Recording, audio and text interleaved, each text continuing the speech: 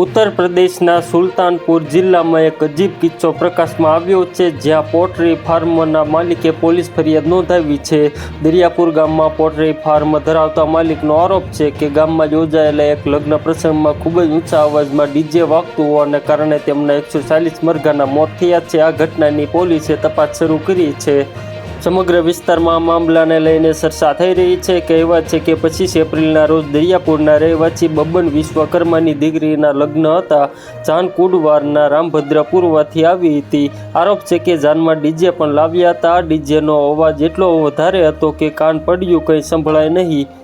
બાદમાં આ ડીજે જાન સાથે સાબિર અલીના પોટ્રી ફાર્મ પાસેથી પસાર થઈ, જ્યાં કુલ અવાજથી મરઘીના વાડામાં અફરાતફરી મચી ગઈ. પોટ્રી ફાર્મના સંચાલક સાબિર અલીનું કહેવું છે કે રાતના લગભગ 9:30 કલાકે ડીજેના કાનફાડુ અવાજના કારણે ફાર્મમાં રહેલી 140 મરઘીઓએ દમ તોડી દીધો.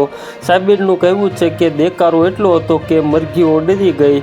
તેના કારણે તેમના મોત થઈ ગયા. ઘટના બાદ પીડિત પોટ્રી ફાર્મ સંચાલકે બલદીરાય પોલીસ સ્ટેશનમાં ફરિયાદ નોંધાવી છે. પોલીસે આ મામલાની ગંભીરતાથી લેતા ડીજે સંચાલક પરસીપુર કુડવા રહેવાસી કવિ યાદવ વિરુદ્ધ સંબંધિત ધારાઓમાં ફરિયાદ નોંધી લીધી છે. બલદીરાય પોલીસનું કહેવું છે કે આ મામલાની તપાસ ઉપનિરીક્ષક MD તાહુર ખાનને સોંપવામાં આવી છે. તો મિત્રો, હાલ માટે એટલું જ. ફ્રી મળીએ નવી અપડેટ અને નવા સમાચાર સાથે. તે પહેલાં ખાસ કરીને વિડીયોને એક લાઇક અને RTV ગુજરાતી ન્યૂઝ યુટ્યુબ ચેનલને ખાસ કરીને સબસ્ક્રાઈબ કરવાનું ભૂલતા નહીં મિત્રો.